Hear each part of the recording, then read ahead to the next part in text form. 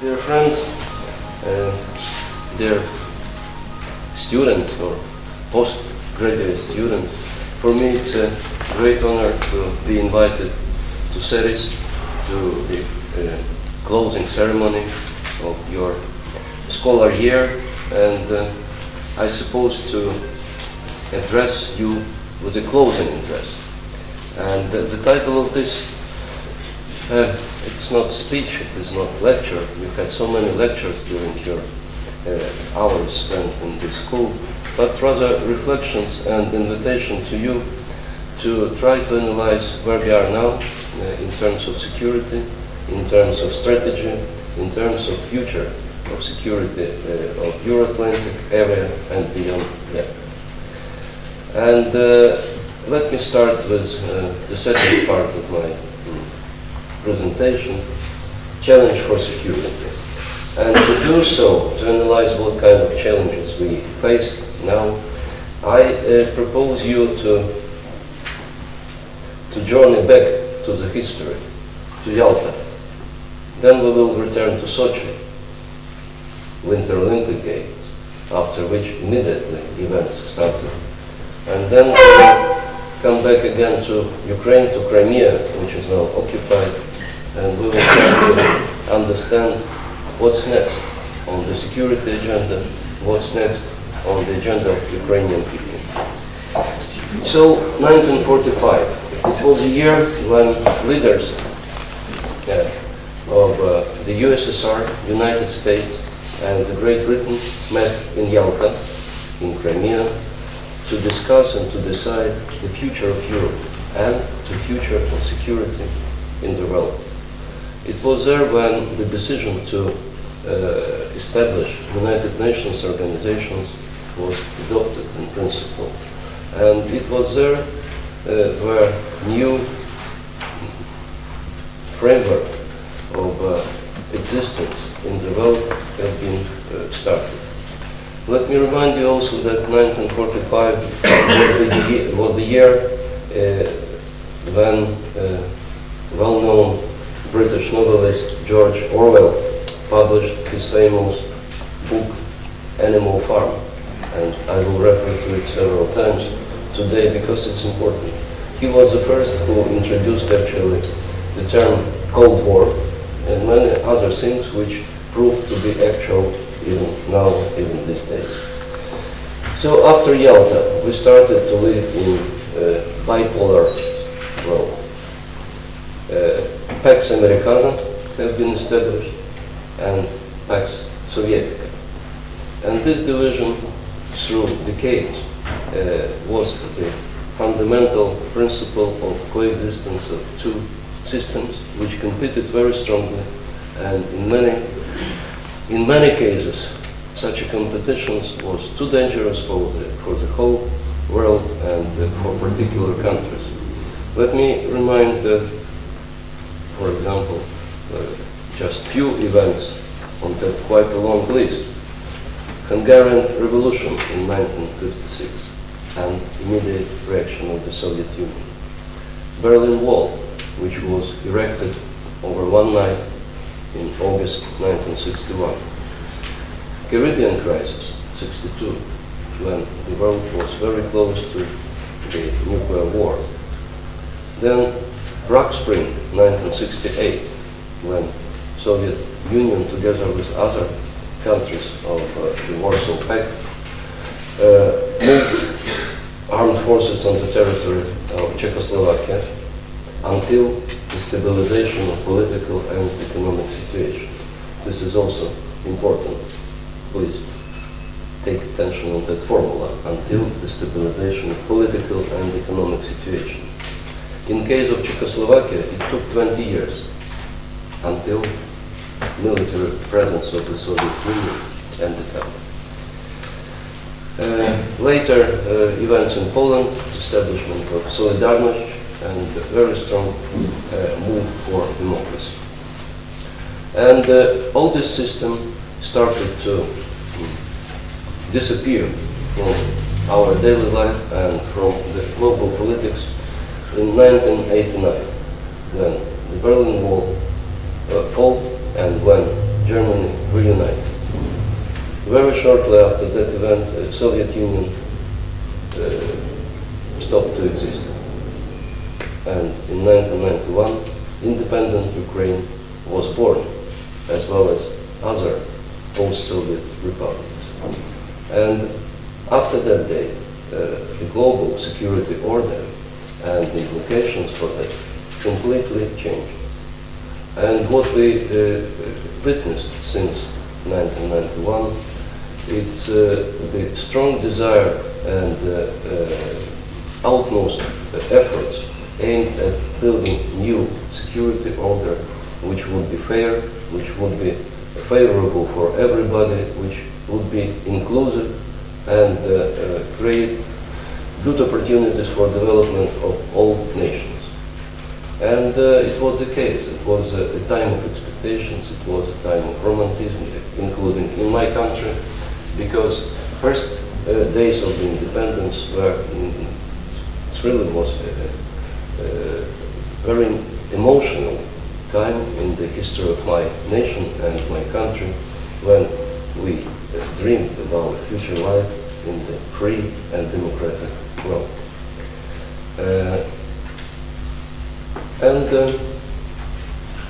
Since that time, many things have been changed. Russia started to act as an also independent state, the Russian Federation. Some of you may remember that the CIS, Commonwealth of Independent States, have been created, which is supposed to include all former Soviet republics, and this international organization continued to exist. But still, new realities that didn't fit to the philosophy of some politicians and leaders of some countries. And then again, let me remind you that among those efforts which followed events in '89 and '91 was the establishment of the OSCE.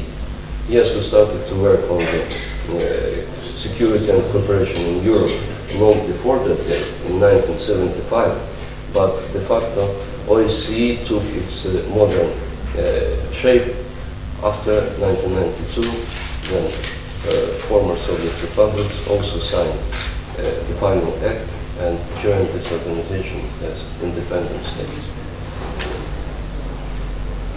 Now let me also, for you who studied, I call history of diplomatic relations, or some of you maybe still know the name Andrei Kozyrev. He was the first actually foreign minister of the Russian Federation, and he started to work with Yeltsin, at that time president of Russian Federation, within the Soviet Union. So why this name is important? Because he is famous, and his name is in the books on modern foreign relations and policy. He's known as the minister who, participating in the international conference in Stockholm, made a statement which was a big surprise for all those who attended this international conference. Let me quote, and it is, I will translate it from Russian, but you will get the main message. So he stated, I quote, territory of the former Soviet Union cannot be considered as a zone of full implementation of the OSCE principles. In fact, it's a space where Russia will continue to exercise its interests using all means, all possible means, including military and economic. We will firmly insist that all former republics of the USSR immediately join new federation or confederation, and we will talk hardly about that. It was a provocative statement of Kozyrev, but what seemed to be a provocation and exercise on the international conference unfortunately became true in 2014.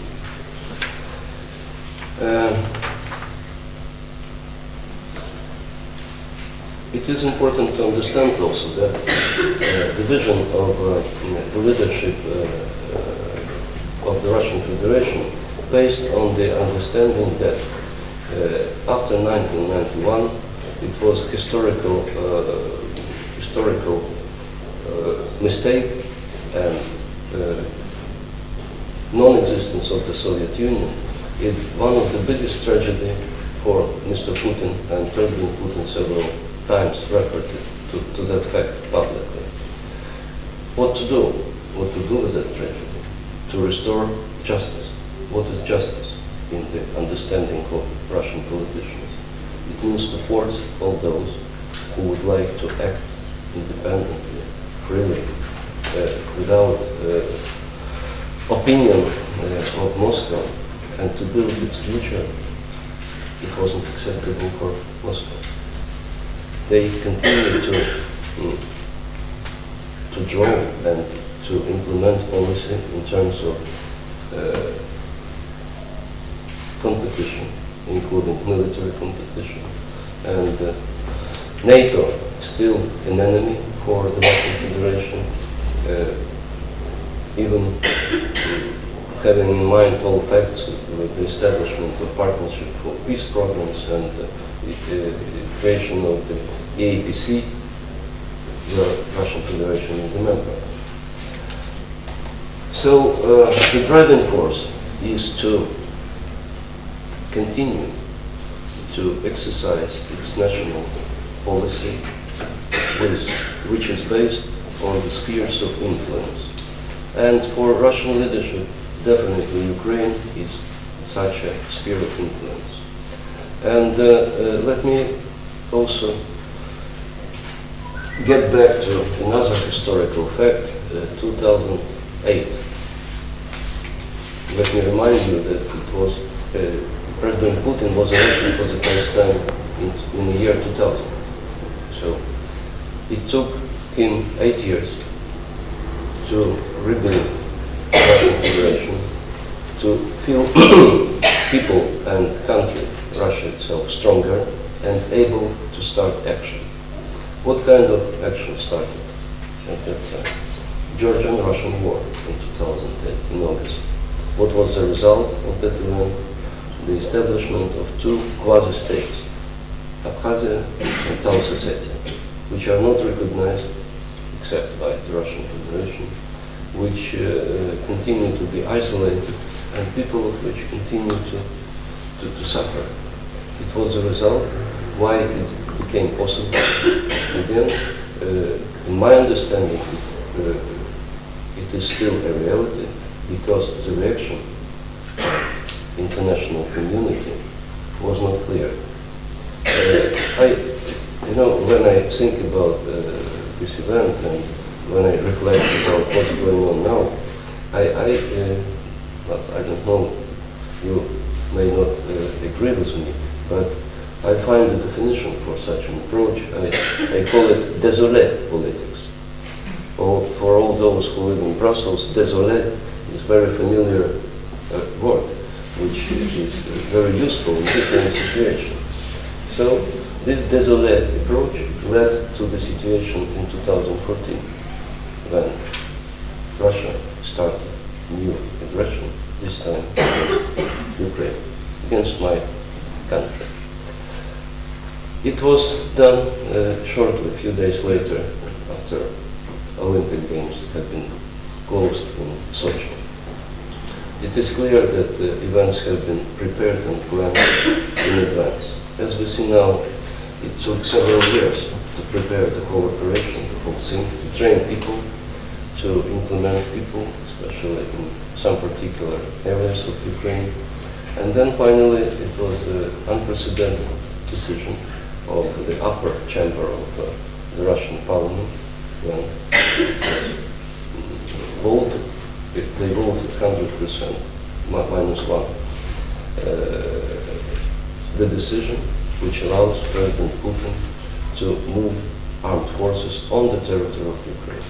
And again, the decision of Duma comprised the same formulation, until the stabilization of political and economic situation in Ukraine, on the whole territory of Ukraine. And this decision is still valid. It is open. Meanwhile, Russian army penetrated into Crimea illegally, because it was started even before this decision of State Duma in Russia. Then so-called referendum was organized, and then Crimea was annexed in the 21st century, despite all principles, all norms of international law, despite all bilateral and multilateral agreements. And it's a pity fact that this act of aggression was committed by the country which is a permanent member of the Security Council of the United Nations, which is supposed to understand absolutely clearly what does it mean to be a member of the Security Council, and even more, to have a veto right. So since occupation of Crimea, Security Council, yesterday, if I'm not wrong, it was 15th meeting in 2 months, devoted to the situation in Ukraine. And in all cases, Russia was in full isolation, and all statements of Russian ambassador Vitaly Churkin to the United Nations, if you follow all his speeches, this is repetition of the same messages and same passages. What is also important, that rhetorics of Moscow now accept as a fact a complete annexation of Crimea. No more discussions about Crimea and its future. For Moscow, the issue is settled, but not for Ukraine. For Ukraine, this territory is temporarily occupied, and it is also important to understand and to remember that United Nations voted a resolution in support of territorial integrity of Ukraine, and this resolution was supported by 100 member states. At the same time, in favor of Russian position against this resolution voted only 11 countries. So again, for me, I describe this circle referring to well-known movie, Putin and his friends. Friends of Putin, the same. And unfortunately, all strong reaction of international community didn't produce visible effect. What do we see now? We see that despite all discussion in the Security Council, despite the decision of the United Nations, despite the decisions of G7, and G7 suspended participation of the Russian Federation in this group of countries, despite the decision of the European Union to impose phase 1 and phase 2 of sanctions, despite the strong commitment of NATO to territorial integrity and sovereignty of Ukraine, and suspension of all activities between Russia and NATO, despite all these facts, Russia continued to conduct provocative actions with secret agents involved on the territory of Ukraine. As a result, we see not only Crimea annexed, but also groups of separatists, heavily armed, supported from Moscow and from the territory of Russian Federation.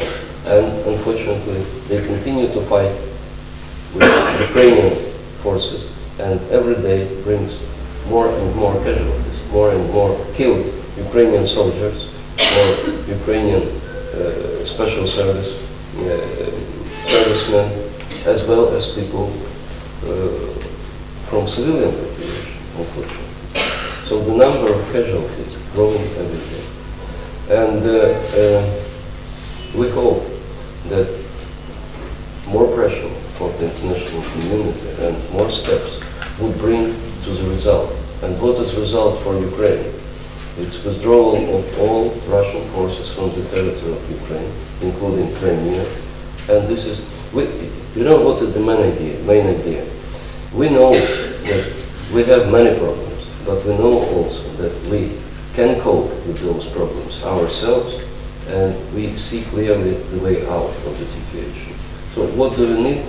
We need peace and non-intervention from the third parties. We need support of international organizations. We need cooperation with international financial organizations. We need to be closer with the European Union. We need more support and more cooperation with NATO, and all this are being done, are being implemented. Because we are talking here about strategy, I cannot, again, to draw your attention to another very important fact and another very important international document which was just thrown away by Russia. I mean the Budapest Memorandum of 1994. For those who don't remember the history, I would like to remind that Ukraine joined Non-Proliferation Treaty in 1994 as non-nuclear state. Let me remind you again that after independence, Ukraine inherited third largest nuclear arsenal in the world. And it was very difficult and very important decision of Ukraine, as well as of Kazakhstan, to renounce its nuclear weapons, to get back all nuclear warheads on the territory of Russia, and to join NPT, Non-Proliferation Treaty, as non-nuclear state. And to support that step of Ukraine, in 1994 in Budapest, the memorandum was signed. It was signed by Russian Federation, the United States, the Great Britain, and Ukraine. It was about guarantees of territorial integrity and sovereignty of Ukraine. And as we see, unfortunately, Russian guarantees means nothing. And unfortunately, all Ukrainian proposals to activate mechanisms provided by Budapest Memorandum failed, because United States and Great Britain were ready to talk, and we had a series of meetings, but never with Russia. So it is also put aside. And let me remind you that this is very serious step and very serious document. And it was done just before, several days before nuclear summit, which took place in The Hague this year. So if we think about the situation, and if you think what is in game, what is in danger, two serious, very difficult problems and very crucial points for the global security, because nuclear deterrence and nuclear safety is one of the milestones in the foreign policy and security policy. Now it is questioned and it is challenged by the Russian Federation. What we see now is a continuation of isolation of the Russian Federation, including from Europe, United States, and Canada. Many countries imposed additional sanctions on bilateral level. At the same time, it means that Ukraine, and as well as other members of the international community, continue to propose Russia to get back to peaceful solutions, to diplomacy, to negotiations, not to people with guns and arms who continue to provoke civil population, who continue to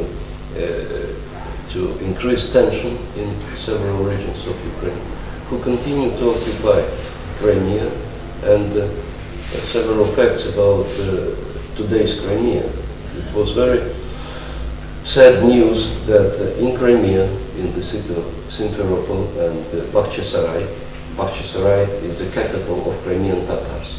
Who are Crimean Tatars? For those who don't remember, let me remind you. It's people, it's a population, national minority in Ukraine, which is numbered as strong as 300,000 people now living in Crimea. 70 years ago, in 1994, in one night, it was 19th of May, Joseph Stalin put all Crimean Tatars in railway wagons and brought them to Siberia, Uzbekistan, Kazakhstan, and other parts of big, at that time, Soviet Union. Why? Because Tatar people was punished because allegedly it cooperates with Germans, with occupants. All people, all nations. And it was one of the very important decisions of Ukraine, independent Ukraine, in 1992, to invite Crimean Tatars back to Crimea. And they returned. And they are as numerous as 300,000 now. So they were forbidden by new pro-Russian authorities in Crimea to celebrate the anniversary of deportation, to mark somehow this event. It was just forbidden. And leaders of Crimean Tatars were summoned to the prosecution's office and prevented from any other activities in that regard. So meetings and commemorations took place in Kiev, but not in Crimea. It's a terrible fact which is insult all these Tatar people, and this one of signs of new democracy in Crimea. It was also promised at the stage before referendum and immediately after that in Crimea. It was promised by local so-called authorities that Crimean Tatars will be invited to the government. Yes, they were. 2 representatives have been invited, and after long discussions among these people, they decided, yes, let them go, let's see how does it work. It was in April. Now they are fired. No game anymore, no tricks. This is the reality. Now it's Soviet time again. So I told you that after 1945 we existed in bipolar world with Pax Americana and Pax Sovietica. What I see now I cannot describe, but again with a new definition, Pax Russica, because all these occupations in Abkhazia, in Ukraine, have been committed under the pretext of the protection of Russian-speaking population. And let me again tell you that in Crimea there never were Russian-speaking minority. There always was majority, as well as in Donetsk and Lugansk Oblast. Majority of the population always spoke and continued to speak Russian. So no doubt that it's just a pretext, and from whom they supposed to protect Russian-speaking population in those territories. So what are features of Pax Russica? Again, it's ideology which unfortunately brings us, all of us, because you cannot live in the isolated world, and you cannot close eyes on the existence of the Russian Federation. So we have to live with that. And this policy, Pax Russica, is directly intended to get back to the opposition and what Russia can oppose to the development of democracy, the instructions from Kremlin, more involvement into economy, and more attempts to get back all Soviet republics which exist within the Soviet Union. It is also important that the key part of this new vision and ideology is the approach according to which the first step which undermined the post-Second World War system was reunification of Germany. Because according to the vision of politicians from Kremlin, it was the first mistake of the West, and it was the first attempt to redraw borders. Can you imagine that reunification of Germany is being presented as the attempt to redraw borders? Something what is difficult to understand for us. So this is the situation. And what's going on in Ukraine? I ran out of time. I'm sorry, I'll try to be brief. But again, it's not a lecture. I just share with you my long reflections on the situation of my country and my people. Now, Ukraine at the stage of the final preparation for elections of the President of Ukraine. As you know, after the signing of the document on the 20th of February in Kiev,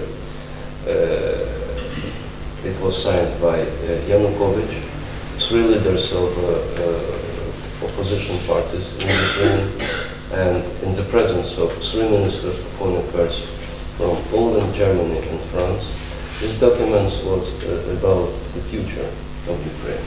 And signing the document, President Yanukovych agreed on early presidential elections in Ukraine and change of the constitution of Ukraine. But the next day, President Yanukovych left the country. He left his people, he left his capital, and he escaped to the Russian Federation. So we found ourselves in a very unusual situation when President, who was supposed to continue to exercise his duties until new elections, escaped from the country. And the only legitimate body in Ukraine was at that time the parliament, the Verkhovna Rada. And this parliament voted in favor of elections of the new speaker. The speaker was elected. He is a representative of the party Batькivщина, Motherland. This is the party of Yulia Tymoshenko, Mr. Turchina. And in the situation of the absence of the president, according to the constitution, Speaker Turchina was also by the parliament charged with the duties of acting president of Ukraine.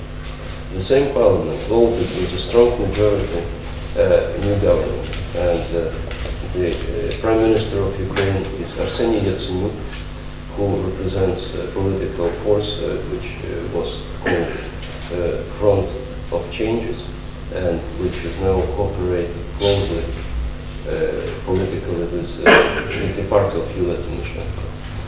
What this new government started to do immediately, and what are challenges?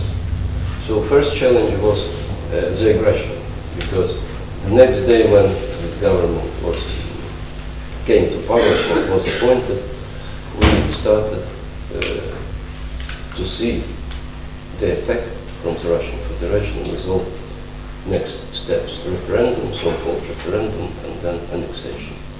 Then we started to have more and more signals about provocations which have been prepared, as well as activization of pro-Russian groups and political circles, which resulted in unrest in eastern territories of Ukraine, namely in Donetsk and Lugansk Oblast.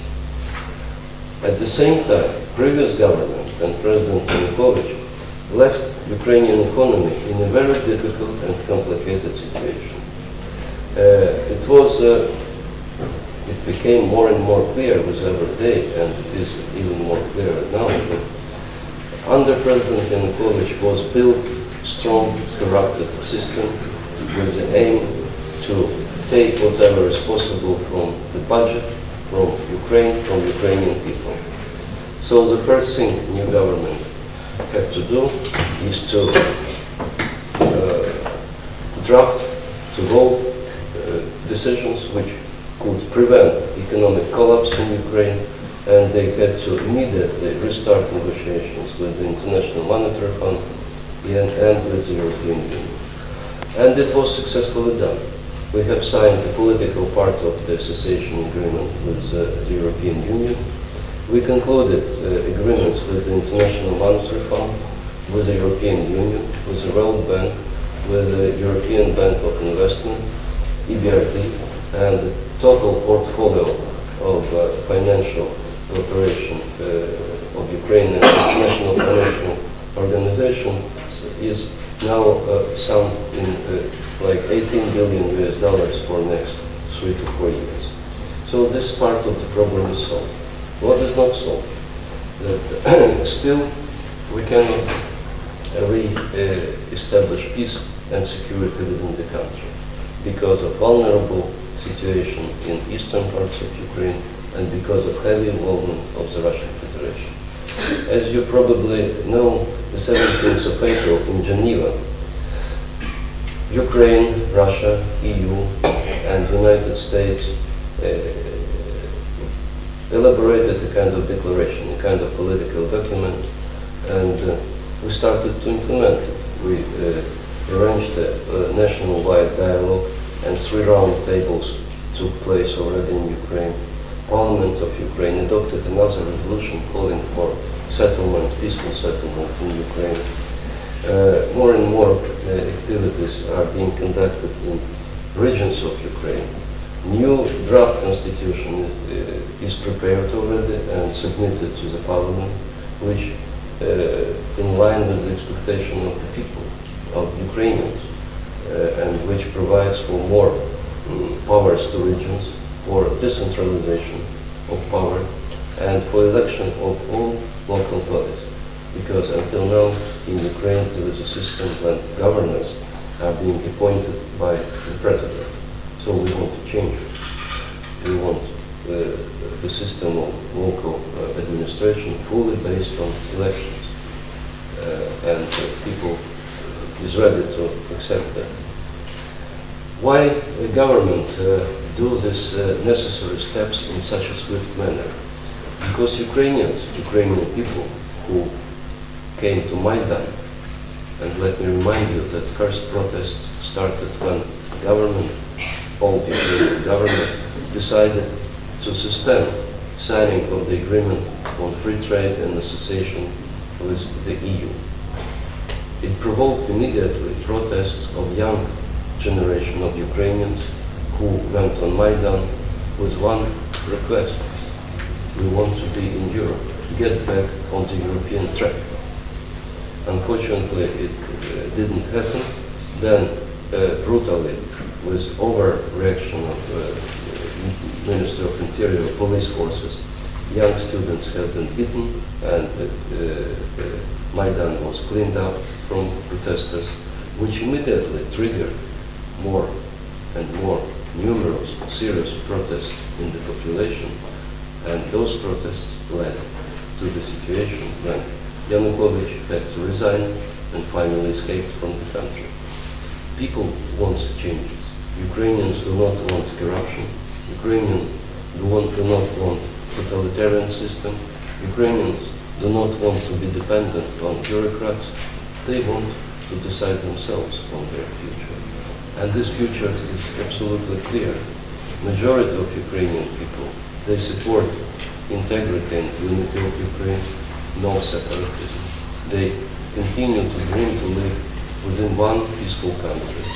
They want to have more powers in regions, and government and parliament ready to do so. And the next important step is elections of the President of Ukraine. Elections will take place this Sunday, 25th of May.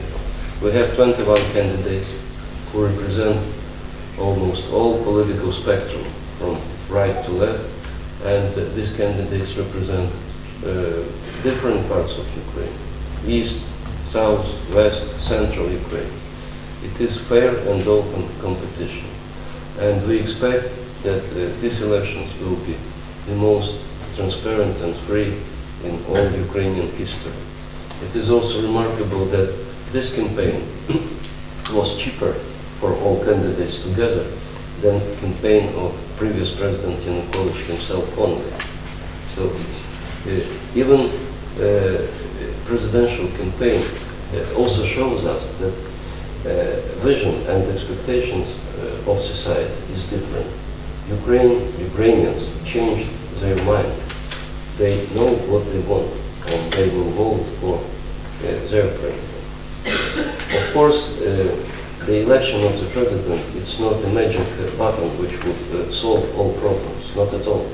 And we understand that, and you should also understand, that only one can win, only one can be elected, and it means all others will not be happy, as well as those parties who supported them as well as those people who voted for them. But it's democracy, and there is no other ways or mechanisms to elect.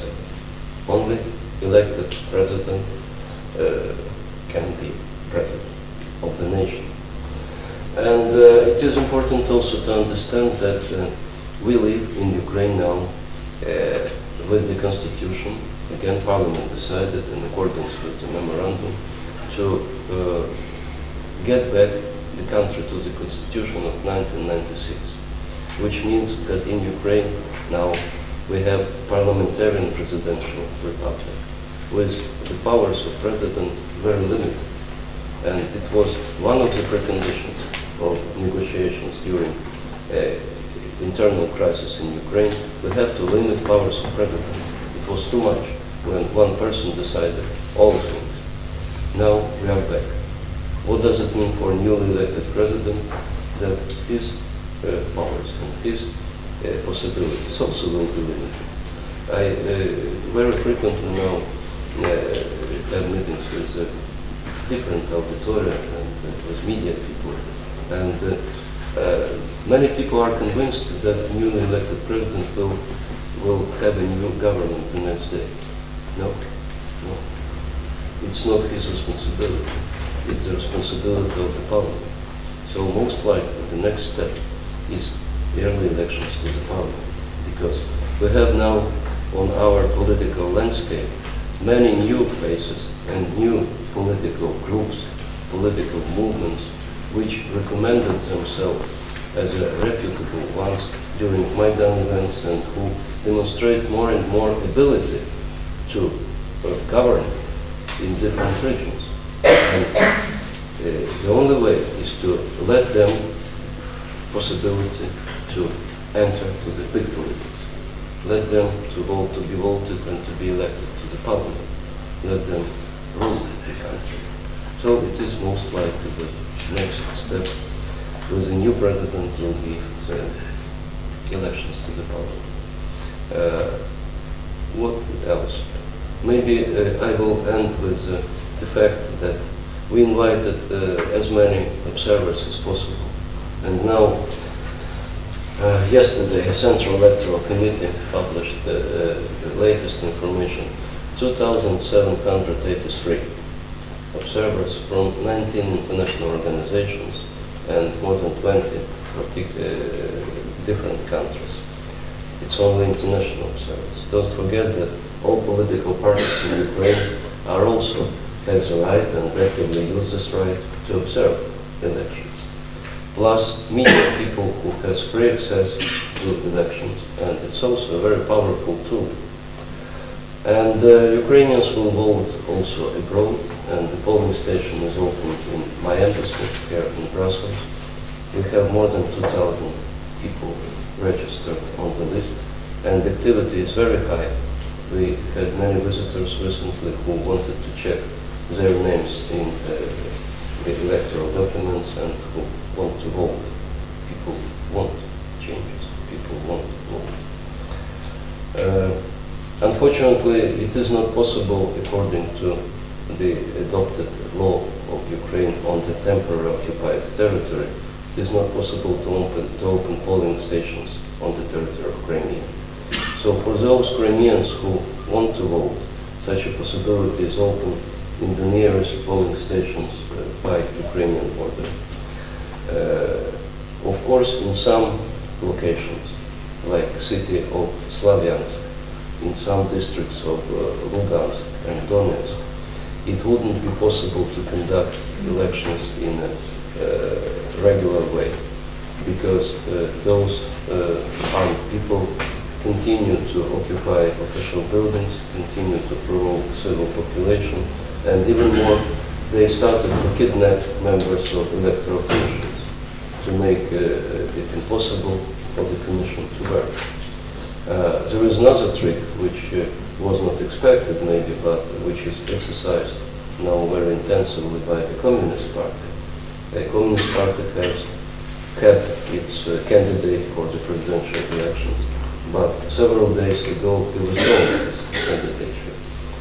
He is not on the list anymore, but what he did, the next, he also withdrawn his people from the electoral commissions, representatives of the party.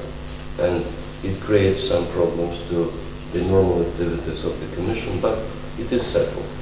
So there are no doubts that in most places the electoral process will be organized in a proper legal way with a huge presence of observers and the expectation that more than 70% of those who has the right to vote will participate in the presidential elections.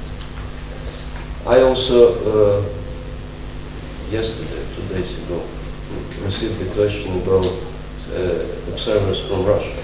We invited all, but official position of the Russian Federation was very clear. No official observers from Russia. And it's a pity, it's a sad fact. But again, my conclusion, maybe provocative, but the conclusion is that they mostly trained to conduct referenda and not elections. And we'll see how it will work. I am full of optimism, and I believe that future of Ukrainian people is prosperous, and I believe that when president is elected, very soon we will sign a free trade association agreement with the European Union, and there is no other way for Ukraine than to move to the European Union. And this is the main fact which irritates Moscow, and that is why Moscow will continue whatever possible to make life of Ukraine and Ukrainians more difficult. They do not see the possibility of European future of Ukraine, and they do not see the possibility of membership of Ukraine in NATO, and I cannot understand why it should be decided in Moscow, but not in Ukraine, by Ukrainian people. Thank you very much.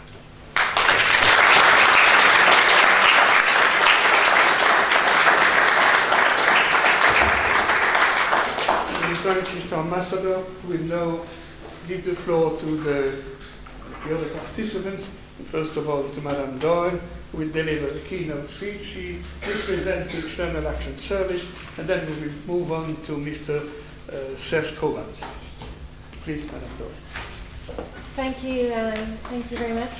Thank you for inviting me to be here, and thank you to the Ambassador for a very interesting perspective also on the historical context of the situation that we now find ourselves in. And I hope everyone can hear me. If they can't, I'll switch on the mic. Just to explain very briefly at the outset, I'm actually only recently working with the EU External Action Service. I was previously working in the Irish Foreign Ministry, but I'm now based in the Europe and Central Asia Division, which is dealing inter alia with Russia, Eastern Partnership, and the Eastern Partnership countries, including Ukraine, and regional cooperation more generally. And my role is regional coordinator, which is a horizontal role. But what we are finding is that the events recently are impacting on all sorts of areas, not directly connected with the current crisis, because I think it is a crisis that we find ourselves in, which has serious implications, as the Ambassador has also said, not just for Ukraine, for Europe, but much broader implications potentially. So things have been moving at a very fast pace, and the European Union is finding it has to react constantly to new events on the ground. But I think we're now entering into a very crucial phase, and this weekend will obviously be extremely important in terms of the elections.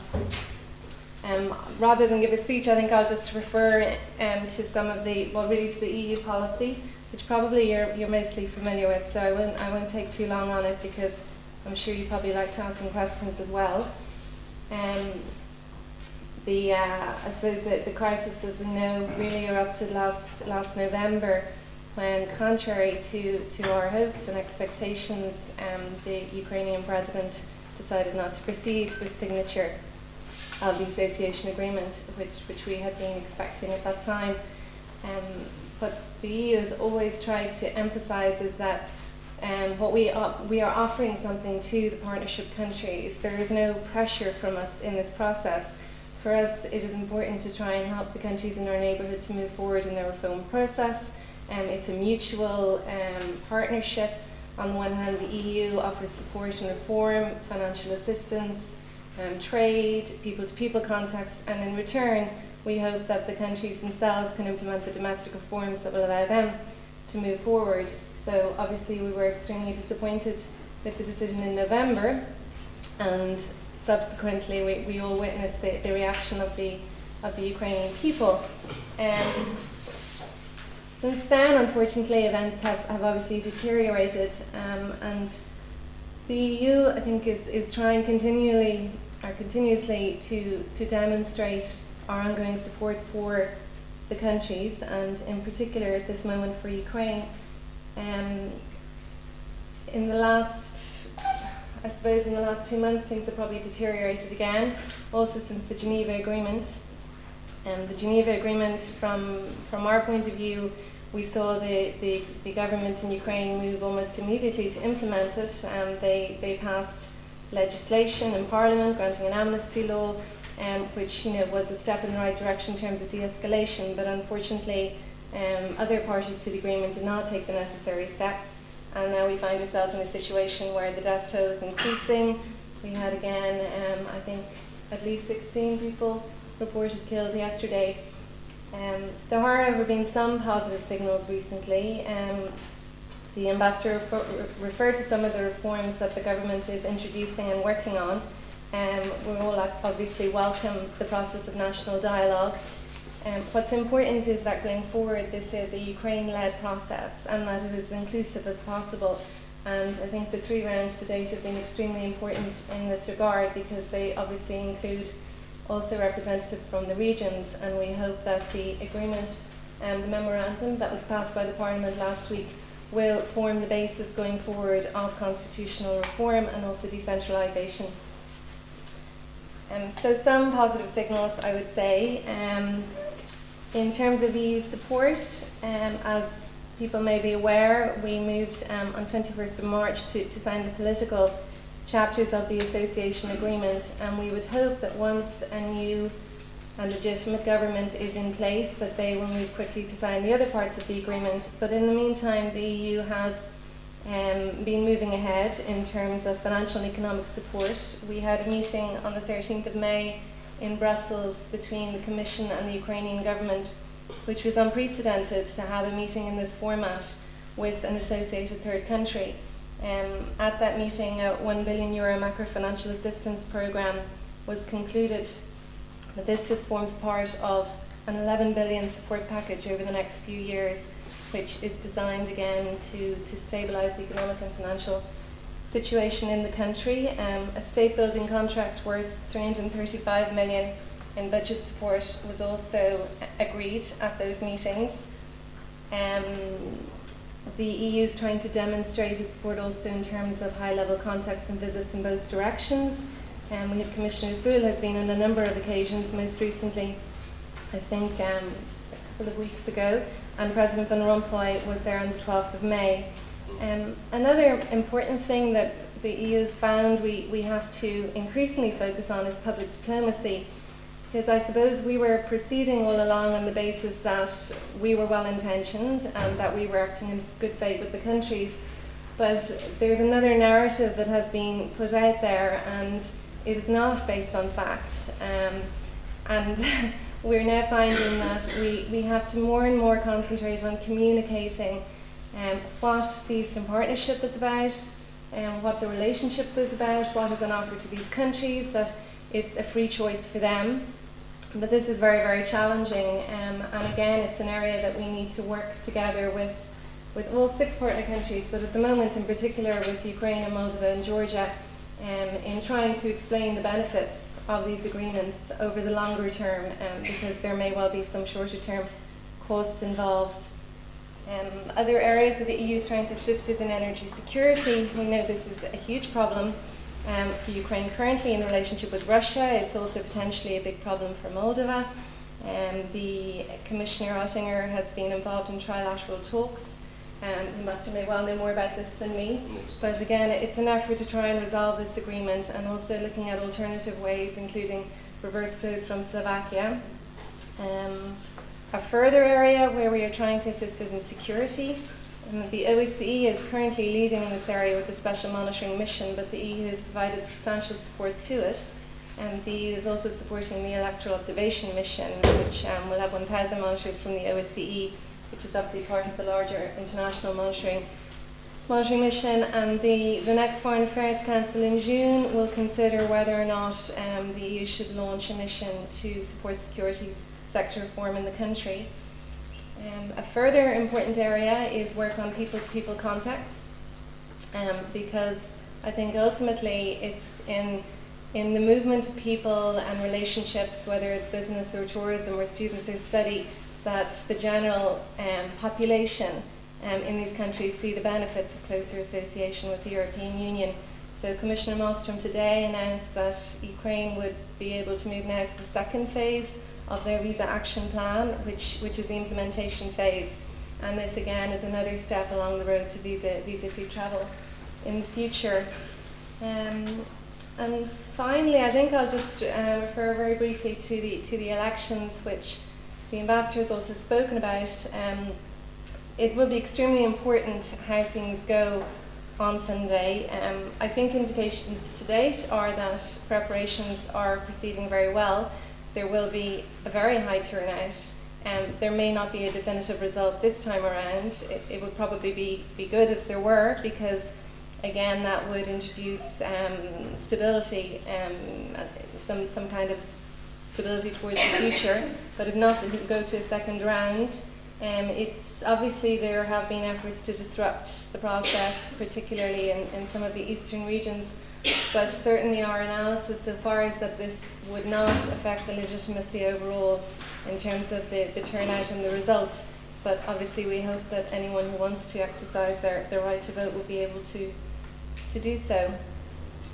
I think I'll probably leave it there. I was just trying to give a flavour really of where the EU is coming from and the support we're trying to provide. I will be happy afterwards to try and answer one or two questions, but I'm not a Ukraine expert per se. So I'll probably conclude there. Thank you for your attention.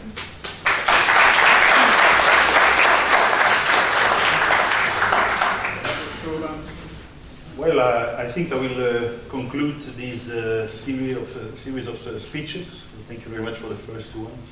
So, Excellencies, ladies and gentlemen, I'm very pleased and honored to be able to talk to you tonight.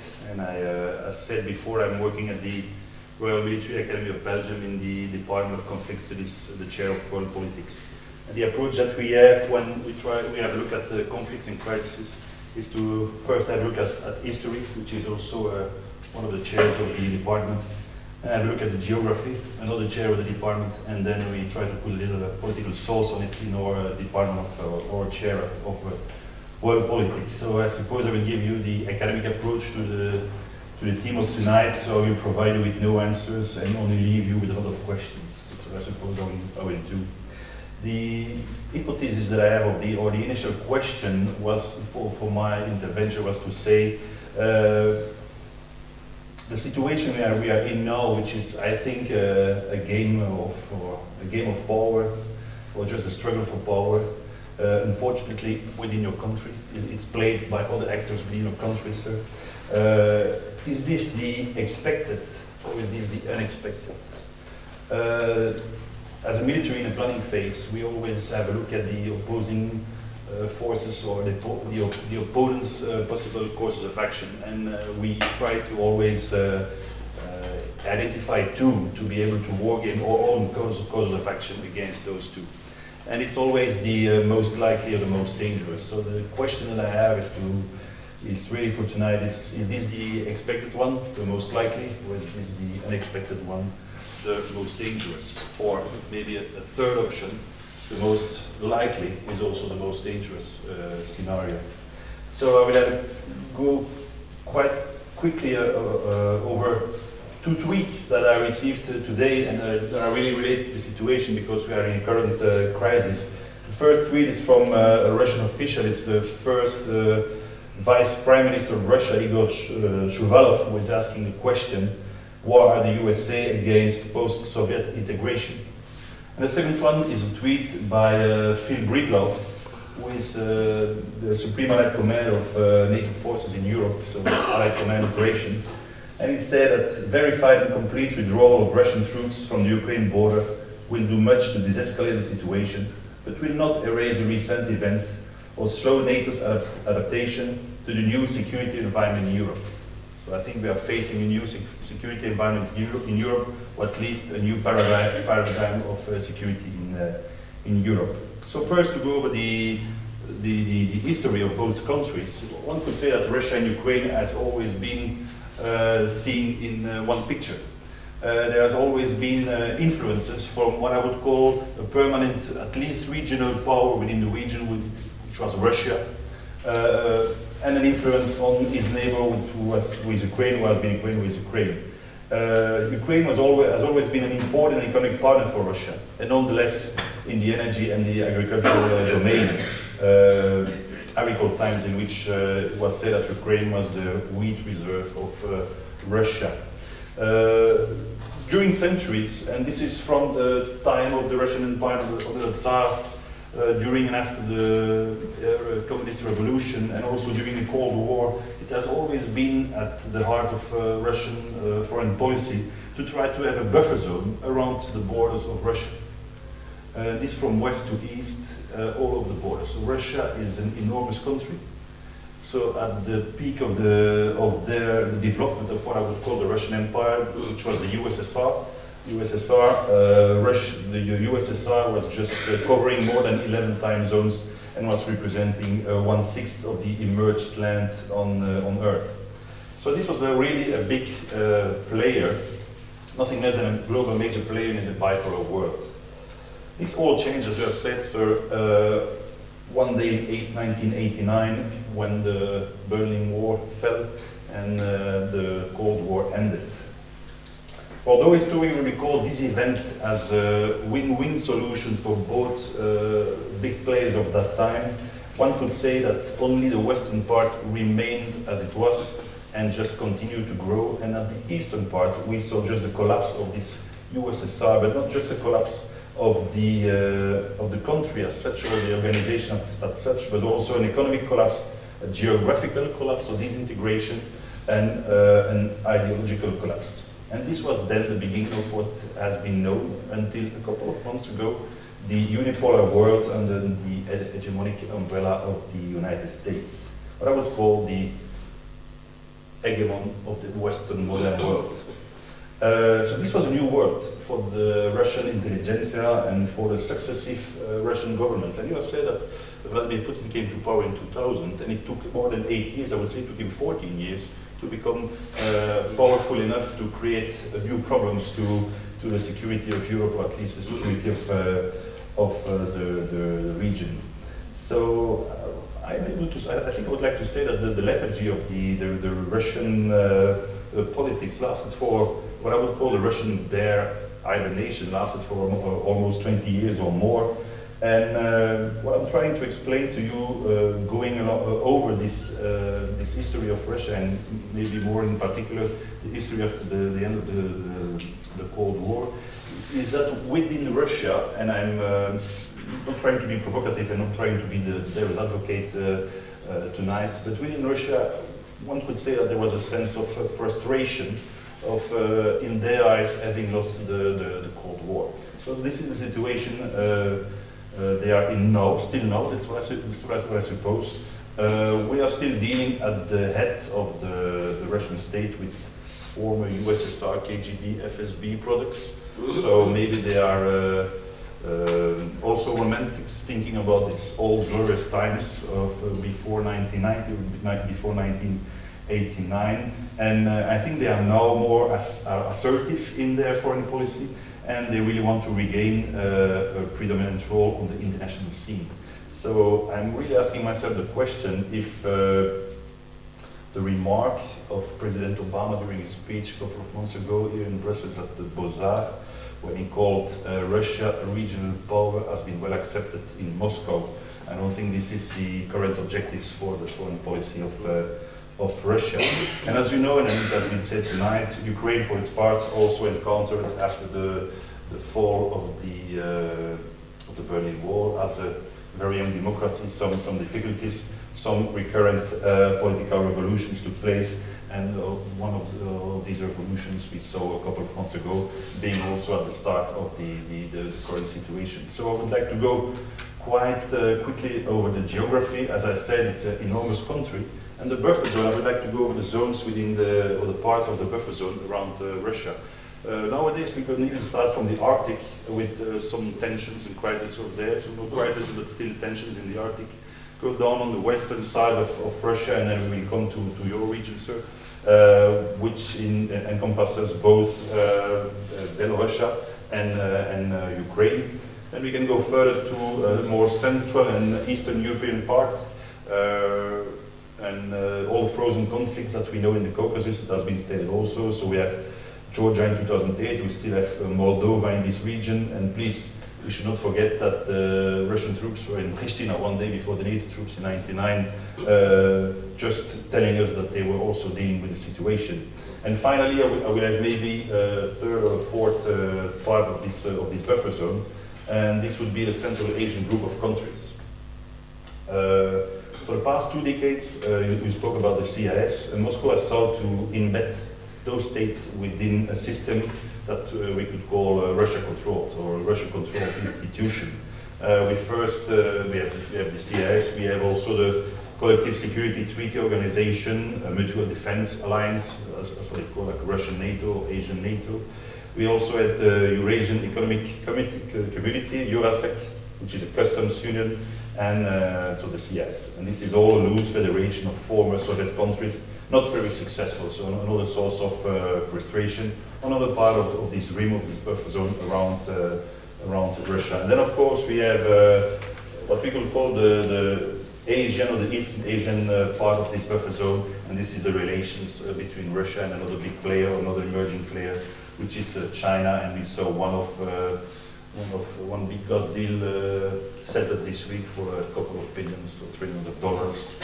So the energy, or at least the resources they cannot sell anymore on the western part of the country, they will make sure that they are able to sell them on the eastern part of the country and get a good deal for it. So what is of much importance is in fact the interconnection between all these zones. And I think it would be foolish to think that Russia would not have reacted when in this kind of the same way, as you said, also they reacted also in 2008 in Georgia or in other conflicts when Ukraine was really trying to escape from the influence of the Russian Federation. And this for a very clear reason. This is the interconnection between all these parts of the buffer zone. Because if, and this is a game of power, this is a game of deterrence, if Ukraine would have just have signed the agreement and would have come, I would say, under the umbrella of the European Union, or at least be a privileged partner of the European Union, what would have happened in the Caucasus? I don't think the conflicts over there would have been frozen much longer, and what would have happened in the Central Asian region. I think the tensions and crises over there would also have risen in the last weeks or months, or at least this year or coming year. So all these parts of the buffer zone that the Russian Federation like to have around this big territory are really interlinked, and if you want to lose one, you will lose the other ones also. And if you maintain one or keep one under your umbrella automatically, through this game of power, this deterrence, you will keep the other ones also. I made a special point here on my notes about the strategic importance of Crimea. I will not go into the protection of Russian-speaking population in this region. I would just like to say that Russia always tries to have access to warm seas, and this is one point of access to those different straits, up to the Bosphorus, to go to the Mediterranean Sea and the other oceans. So, of course, this is of such a strategic importance to Russia that they will never lose the opportunity to maintain a fleet in this region. So politics, one of almost my last point. So let's say the situation, we have a regional play now with global aspirations.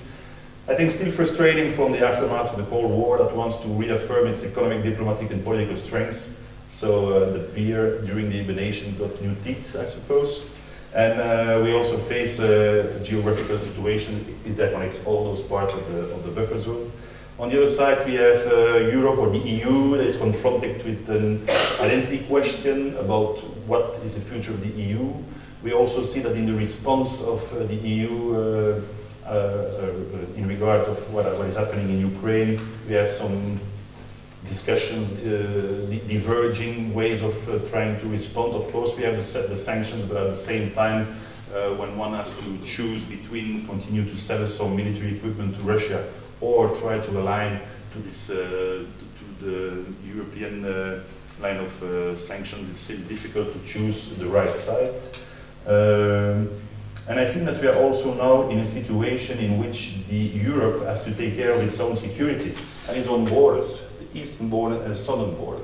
And one could say that these were two tests of the last years, and I would tend to say that we kind of failed in those two tests, because we still have an important migration problem that is not really taken care of, and it's taken into account, not really taking care of the southern border. So we kind of failed on this side, and we also kind of failed with the soft power response that we would like to implement in the Ukrainian crisis regarding Russia, because to be effective, soft power needs to have at least a small part of hard power, and to be effective. So the question is still on. Was this the planning? So was it the EU that tried to scratch the border, that wanted to see how far they could go in their relations with Russia in this game of power? Or is it really Russia that tries to see how far they could go with us, or at least with our major ally, the USA? For me, the question is still open. Does Russia also use this window of opportunity just after what is called the Asia pivot of the USA, and we are now like on our own, on our own continent? Are we able to take care of our own security? This is another open question I leave to you and to your analysis. And I think I will conclude here. I had other things I'd like to talk to you about: Clausewitz, Fukuyama, Huntington. Of course, if I think about Huntington, the clash of civilizations, the entities, the language, religion. I could only say, this is also in his book, that Ukraine is a special country because the fault line between civilizations is really going through your country, and you're not at the border of your country. So it was, in fact, that was foreseeable, that if those two civilizations would clash, it would be in Ukraine, or at least in this region. So regarding the NATO's approach, so I already mentioned the tweet from Saker. No soft power in NATO. We call it smart power. So this means hard power with the means that are still left within the organization to try to do some hard power. I think there the response, because NATO is a really security organization, security provider, is more effective, and we saw deployments of troops for exercises along the borders of the Baltic states, also in Poland. Of course, there the allies tried to reconfirm the Article 5 of the NATO treaty, which is in fact the article dealing with collective defense. And just to come back a last time on history, after the fall of the war, we saw that all the satellites that were not of the importance of your countries migrated to the West, migrated first to NATO, to get under this umbrella of collective security, before trying to improve their social, economical, and status by joining the EU. So it was really first a rush for security, and then afterwards, in the second phase, try to improve the own position. So, and of course, NATO is still a little bit more deterrent than the EU, because it's a security provider, and a shown security provider, and there is still like something like a nuclear power within the NATO, although Belgians do not want to speak about it because there are no nuclear weapons in Belgium.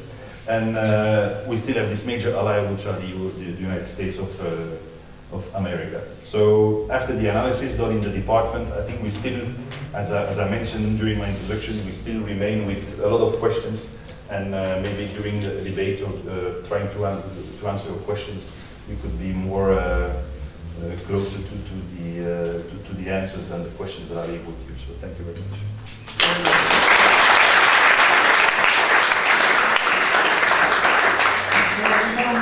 a brief discussion, so if you want to make a comment or to ask a question, please raise your hand, but don't speak inside the microphone, otherwise we cannot record.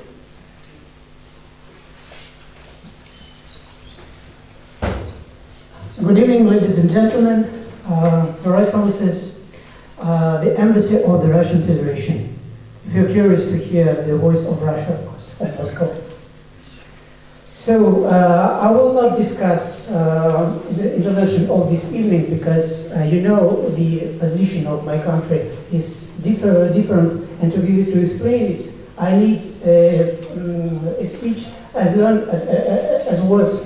were the speeches of representatives of Ukraine, the European Union, and the military school of Belgium. So I'd like just to underline that it was many lies in this intervention, and I was surprised by the speech of Mr. Dolhov, because it's difficult not to know all these realities for you, and I don't know how to manage to interpret them in this way. So my question is, you criticized a lot Mr. Yanukovych, the former president of Ukraine, but you were the ambassador of Yanukovych regime in Belgium, and now you're representing a new regime. So my question is, what are common points between Yanukovych regime and new regime in Kiev that allow you to discern with brilliance these two regimes being a little bit different? The second question is to Madame Dell, if am I allowed to put it. What is the reaction of the European Union to the tragedy in Odessa, where many civilians were burned alive by Nazi band support by Kiev? What is the reaction, official reaction? And the third remarks to Mr. Strobans, excuse me. So apparently you are a military man.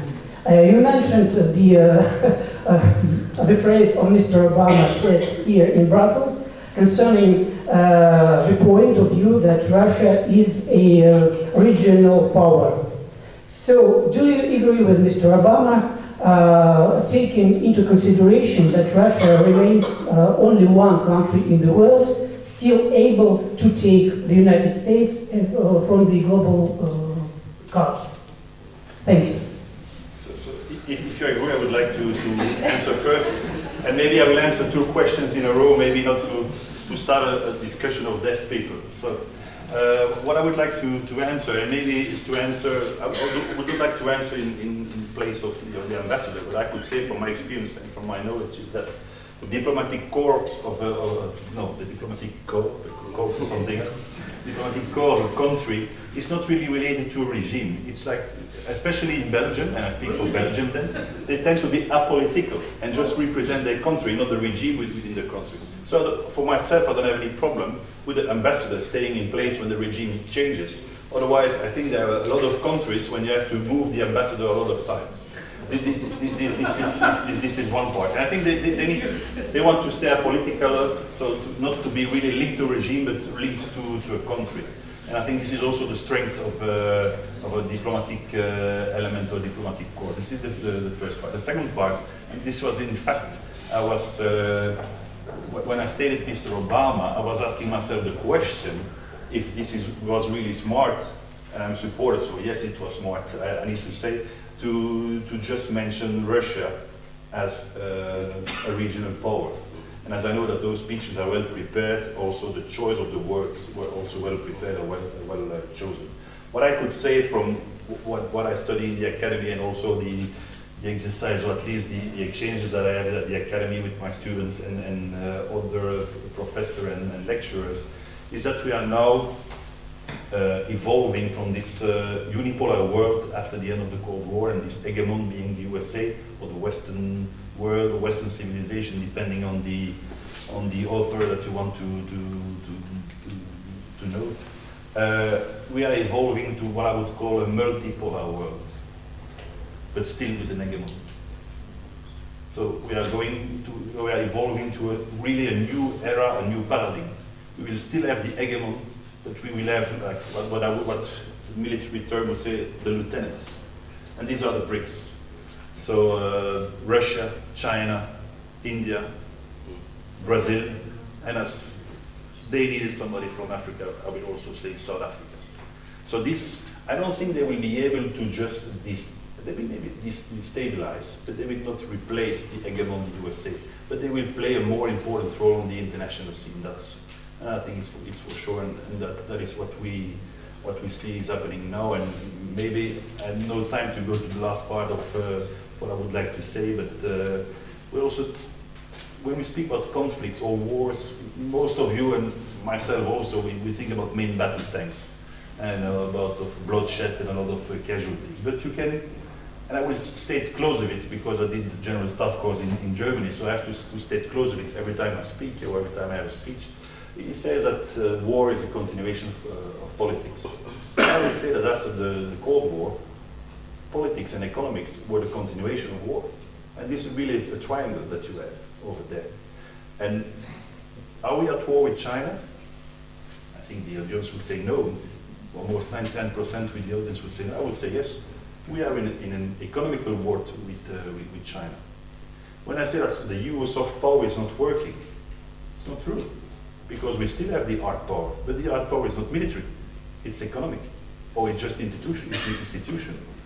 So you really have to make a difference there between the economics part, the politics part, and the crisis or conflict or war part. And this is really a triangle in continuation, or I would say Clausewitz in reverse. But these are, I think, the elements. So still one big players, but a lot of regional or supra-regional players. That would please you, I suppose, as an answer. Yeah, of course. Thank you. Thank you for this question. And for me, it's just another proof that Russia do not need any opportunity to stress its isolation, unfortunately, everywhere. United Nations, OSCE, EU, NATO, any other forum. And this is just another proof. What the question was about Yanukovych. He, as 4 other presidents until Yanukovych of Ukraine, was elected by Ukrainian people. He was elected publicly, as well as the next president will be elected during the all national-wide elections. I was ambassador 3 times. This is my third country. So, first position was to Turkey, and I was appointed to Turkey by, at that time, President Kuchma. My second place was Berlin, and it was President Yushchenko who appointed me to Berlin. Now I'm in Brussels, and I was appointed, you are absolutely right, by President Yanukovych. But don't forget what all civil servants, at least in Ukraine, and what all diplomats do when they enter to the civil service. They sign a declaration that they will serve Ukrainian people, full stop. Not presidents, not government, but people. And for me there is no ambiguity or whatever, however you could analyze the situation or interpret it. I just do my job. Like army must always serve people. Diplomacy must always serve people, and I will do so. What is in common and what is the difference between Yanukovych and next president? I told you that common is that they will be, the next also will be elected. What is the common between Yanukovych and the current government? The current government is legitimately voted in the Ukrainian parliament, and that is it. What is, again, don't forget in your questions, you not remarks, that it's up to Ukrainian people and Ukrainian parliament to elect presidents, to appoint governments, and we really need no any advices from Moscow or from Washington or from Brussels. It's our business. And it's up to us to criticize this minister or that minister. Up to you to deal with this government, because we are neighbors and we are always in good relations with Russian people, not leaders, but people. It is a friendly people. And by the way, I don't know if this fact is publicly known in this auditorium, but I'm Russian by nationality. I'm Russian. My parents Russian. I was born in Ukraine. Yes, I'm a citizen of Ukraine, but I speak Ukrainian in my family. And by the way, I need no any protection. So thank you for. Ukrainian, so there is no two different peoples. There are two different people. This is not the case. And what was again? I have to come back to this definition of Pax Russica. This is a good example. One people, all of them, Belarusians, Ukrainians, one people. You are Russian. You consider the situation like that. For us, You said you are Russian. I'm Russian. Yeah. I'm Ukrainian citizen. Don't forget that. Don't play games, because on your territory there are so many different nationalities. Chechen, Tatar. Wait next 10 years, you will see how many Chinese will live and work in Siberia. If one day they would like to announce referendum, you will then think that you open Pandora box. Thank you. Very briefly, I think the question was specifically in relation to Odessa. I mean, the EU has, I think, continuously expressed its regret and sadness at loss of life, regardless of where that was. It doesn't differentiate between which side people might support or not. So obviously that is the case for Odessa also. My understanding is that there was an investigation ongoing on that. I don't know if there have been an outcome, but obviously that is something that we would also pay attention to. I think there's a question down.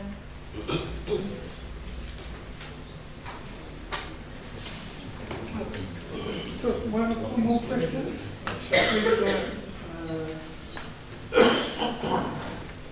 Thank you very much for the elusive talk. My question will surely be directed to Your Excellency Ambassador. As an external observer, we all know that Ukraine depends a lot from Russia on energy, the gas supply. Now, looking towards the EU, what alternative is there that Ukraine will be provided to probably sway away from this stronghold that Russia is using because of the dependence on energy? The second question will also concerns looking at Ukraine and Russia as master and servant. Master and servant, in the light of, I'm from Africa, of course, in the light of looking at colonial masters. And so I want to learn some lessons from there. If the Western world can also exercise this approach where dependence on our colonial masters, we can really be on our own, elect our own government, and be by ourselves. What lessons can we learn from this? Thank you. Thank you. Energy security. Yes, it's an important issue. And for Ukraine, it was not easy to build relations in this particular sphere with the Russian Federation. We remember and we experienced together with Europe and especially several EU member countries, 2 gas wars, which resulted, well, conflict has been settled. The price was different, and for Ukraine, the result of the last gas war was very high. It was so high that it brought the country into not only energy dependence, but also financial dependence on Russia and Gazprom. How to solve this? Of course, we need to negotiate, and the next round will take place this Monday, if I'm not wrong, with EU and Russian Federation. What is the subject of negotiations? For Ukraine, top priority is the price for gas, because the price which existed before the year 2014, we cannot accept as a fair one, and we will continue to negotiate with Gazprom. If not, we are ready to go to Stockholm Court arbitration to discuss prices, because we are not unique. Russia has many customers of gas, and there are examples when price has been reconsidered and decreased in different cases. But there is also one very important thing. Ukraine is not only a transit country. Ukraine is a big client, consumer too. We buy from Russia up to 30 billion cubic meters of gas per year. So business is business, and if you ask Gazprom, they also need to sell their gas. Gas is a very specific commodity.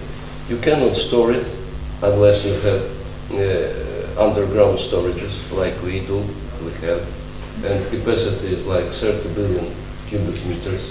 You cannot or pump gas or burn it. No other way. It's a very specific product. And that is why the agreement with China, long-term agreement, will require, first of all, additional investment to build pipeline.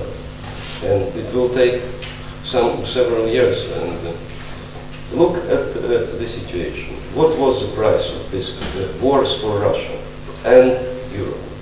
Northern Stream was built. What was the price? I don't remember, maybe. But it's quite impressive figures. Southern Stream is being projected, drafted, feasibility study has been done. EU was not happy because it's against several EU decisions, but I'm sure that Gazprom will continue to invest in this pipeline. Why? To escape from the territory of Ukraine. But if you look at the capacity of Ukrainian gas system, we can provide facilities to pump every year more than 120 billion cubic meters of natural gas to Europe. And this capacity can be even increased with replacement of some compressing stations up to 150 billion cubic meters. What is the capacity of the Nord Stream? Somebody knows it. If I'm not wrong, from 15 to 17 million cubic meters.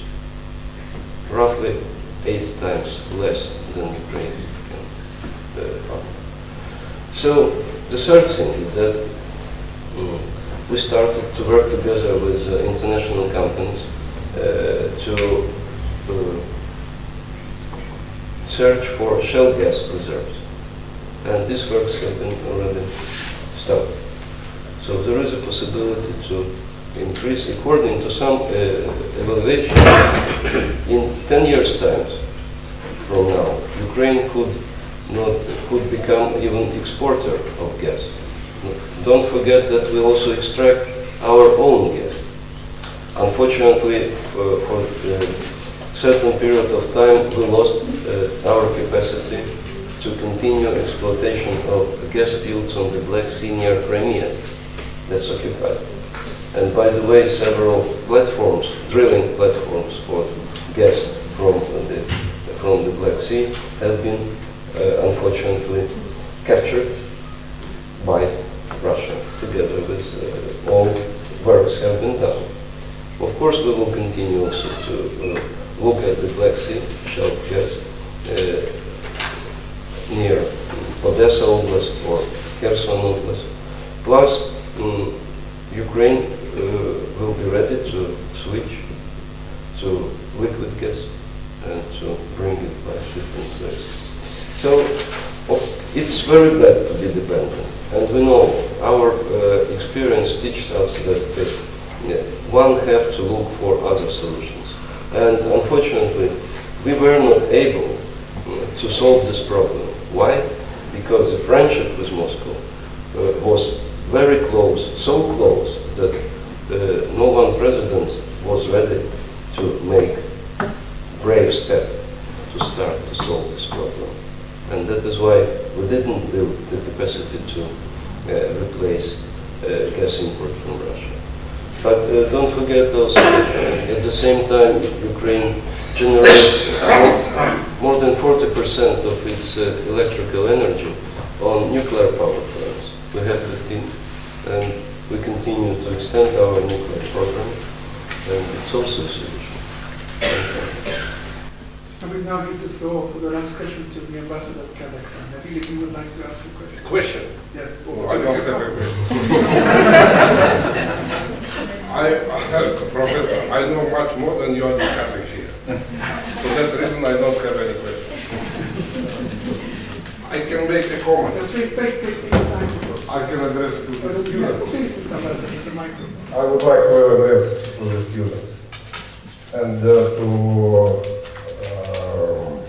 make an advice to the students. You are graduates, right? Today you have diplomas. It is, of course, very interesting to be at the conferences like we have today, to listen to the speakers. But for you, for future diplomats, it is very important to use all sources involved to this or that event that you are discussing, to analyze all sources of information, and then to make your assessment. For you, for your profession in future, that will be important. This is my comment. Thank you.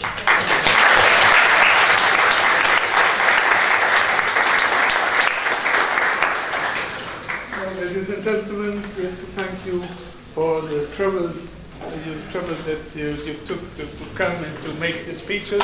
Many thanks, Mr. Ambassador. Many thanks to you, Madam Doyle, and of course to you, Major Stroman. Now we move on to the second part of the celebration.